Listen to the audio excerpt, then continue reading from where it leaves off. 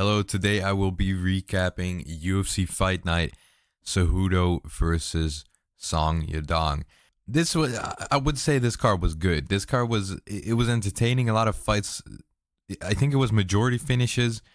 The main event kind of sucked. I'll get to that. But, it was a good card overall. Fun. Never skipped the prelims. So, first fight of the card, Modestas Bukauskas versus Rafael Sequeira. This was over fairly quickly. Modestas Bukauskas put the pressure on him, got him up against the cage, and landed something, and Sequeira immediately folded, got knocked out. So, his nickname is the Lion. I didn't see a lot of Lion in this fight. I guess the Lion got, shot by a hunter. I don't know. I don't know what I'm saying, but, that's that. Next fight. Nursultan Ruziboyev versus Eric Mechanico. Yeah, the first round was a bit uneventful. But Khalil knockoff here. He got knocked out. I think in the beginning of round 2, or was it round 1? There was a knockdown, and Mechanico just flew across the cage. That was funny to see. This was weird striking from both of them, but very explosive. And Ruziboyev eventually just landed the straight right and got the knockout. After it was over, Ruziboyev did he tried to do Makachev, but it was so corny, dude. He did the silencing thing, the thing, and then the hand gesture of calm down. Like, come on, dude. It was so fucking corny. Like, that was so weird. Anyways, next fight, we got Austin Vanderford versus Nikolai Feretnikov. Vanderford just wrestled his way. It looked like he was just gonna wrestle fuck him the whole fight in the first round and the second round, basically. But eventually, Austin Vanderford landed some ground and pound, and the fight got stopped. After the fight, Feretnikov pushed Vanderford. Like, why would you do that? That's a weirdo thing to do. Like, he lost to you. Like, it's MMA, dude. What do you mean? Like, this is just stupid. But yeah, not really a fun fight, not really entertaining, but it was a finish. So, and I don't know what's up with Vanderford's haircut. It's a bit intense, but I like it. So, next fight. All right. Ricky Simon versus Javid Bashra.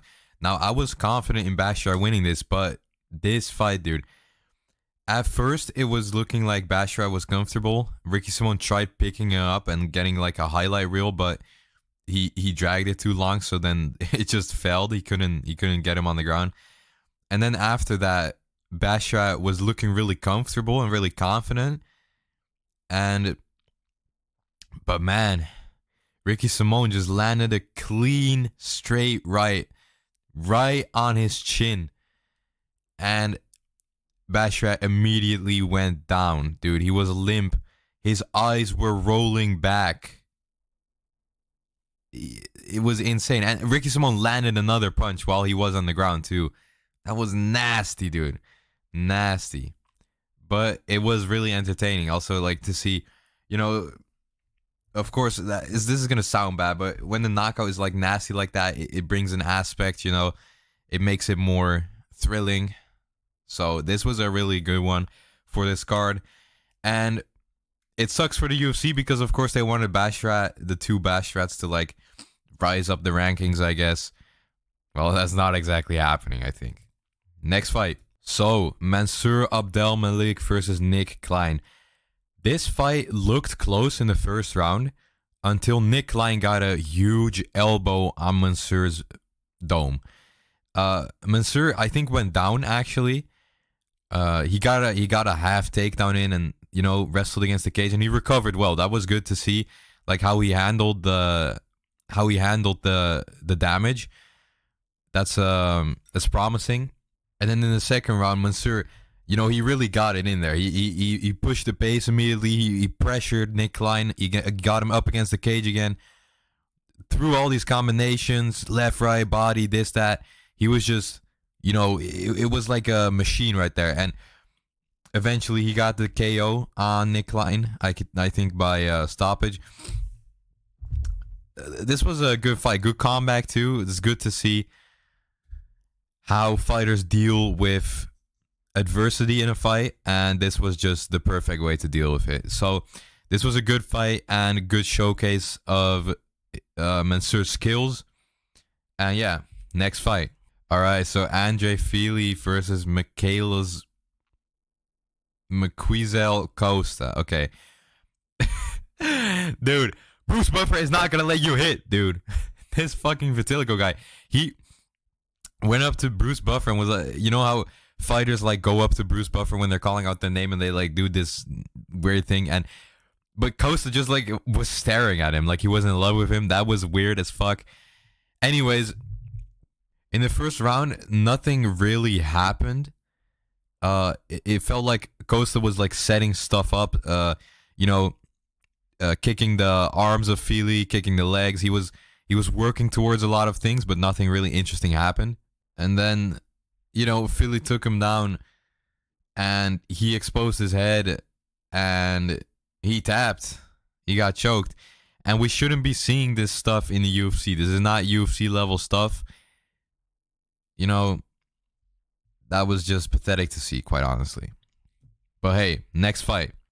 Ion Cutelaba versus Ibo Aslan, dude. The last gyno bender over here, dude. I was saying this in the last fight. That's disgusting, dude. His gyno is so disgusting. It's worse than Adesanya's. It looks like he has actual boobs, dude. It's disgusting. I don't like it. Well. The walkout. The Turk has car horns in his walkout song. Okay, how stereotypical can you get? Anyways, it ended in the first round, but it was a really fun fight as long as it lasted. They were just exchanging the whole time, and it was awesome to see. It was so violent, so just fucking take it and just fucking go. The exchanges were awesome. It looked like Aslan was getting the upper hand in most of them, and Ion Cutelaba was trying to take him down a couple times. But then, after a takedown, Ibo Aslan, way too confident, he just starts throwing on the guard of Cutelaba with his guard down. He's way too confident. I don't know what that was. That was stupid. That was just low fight IQ. He was just throwing with his hands down, and he got hit. Ion Cutelaba landed on him, knocked him down, and then submitted him. And, Ibo Aslan, do you guys like Turkish tapper? The last gyno bender, the last gyno man, the Turkish tapper. It's a lot. I think this is gonna be this is gonna look bad on him in the future. Anyways, good performance by Cutelaba. Next fight, Alonzo Menefield versus Julius Walker.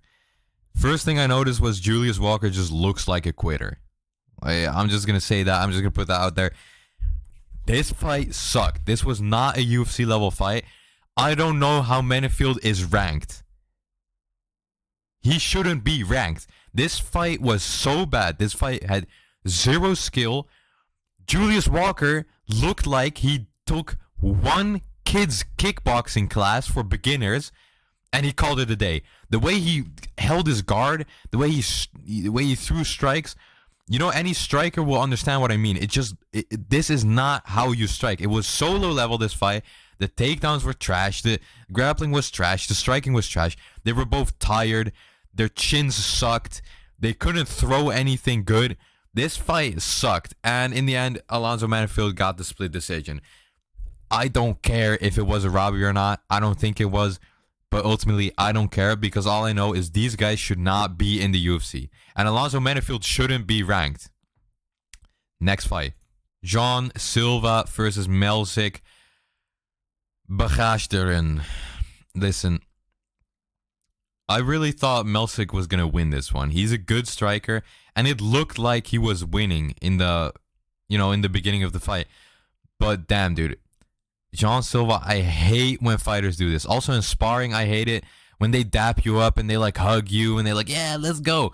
It's so annoying. It takes you out of your element. It takes you out of the fight, and it changes your mentality while in the fight, and that can really fuck with you, and it can really ruin a fight for you. And I'm glad Bisping called it out, because it really changed the fight. I've always thought this when fighters did this. I'm being annoyed by it. In sparring too, I can't imagine how it is in a fight. And this might just be coping, but I really think Melsik looked very good. He looked very sharp up until the finish. Very sharp. He was countering everything Silva was doing. And then after they hugged and dapped each other up, Melsik all of a sudden got hit with a left hook, right straight, I think. Knocked him down, put him down. Worst stoppage ever, by the way. Melsik was in his guard, and Jean Silva was just looking at him. He wasn't even ground and pounding for a while. Then eventually, when Jean Silva finally got the message, he started throwing strikes to the body of Melsik, and Melsik didn't even curl up. He wasn't. It's obvious he wasn't hurt to the body yet, at least, and he got stopped. That was stupid. I think it was a stupid decision, stupid stoppage, and the dapping each other up and hey, yeah, let's go, man. It sucks when it's like Max Holloway, high-fiving you and saying let's go, let's throw it down. That's okay. But Jean Silva being like, oh yeah, good strike, guys, good strike. Let's keep going now. It sucks. I don't like it. And I think that was really the downfall of Melsik in this fight. And that's really a bummer, because Melsik might get cut now. And he's really a good fighter. He's high level. You could see that in this fight too. And, it just sucks. Next fight. Then we have Rob Font versus Jean Matsumoto. This was one of the best fights on the card. It was really entertaining, but Rob Font clearly won this. He was piecing Jean Matsumoto up. The takedowns of Jean Matsumoto didn't really get anywhere. So I don't understand why the commentary was glazing Jean Matsumoto. They were crying. It was annoying. I don't really have a lot to say about this fight because I was half asleep during this one, unfortunately. But it was a very good fight from what I recall. And yeah, next fight. Brendan Allen versus Anthony Hernandez. This fight, I don't know, it was boring, but, I don't know. At first, it looked like Brendan Allen was getting the upper hand in the striking, which he should, by the way. He got taken down, controlled really long. They kept attacking submissions the whole time and then not following through when it looked like it could be a finish. That was really weird. It was really anticlimactic each time. And yeah, Anthony Hernandez controlled most of this fight. I think round 1 was for Brendan Allen because of the damage he did on the feet. Then round 2 was probably Anthony Hernandez, because in each round, the thing that happened was in each round, Anthony Hernandez controlled Brendan Allen for the whole round, and then 1 or 2 minutes before the end of the round, Brendan Allen controlled Hernandez. So that was really what was happening the whole time. And in the third round was just domination by Anthony Hernandez in the control time. So it was clear Fluffy was going to win this if it went to decision. And Brendan Allen, 2 minutes before the bell, what he did was he got Anthony Hernandez's back. And instead of standing up and trying to win this, because he could still win this, if he did big damage on the feet there, he could have gotten the win. But no, he stayed grappling, which was stupid decision by him.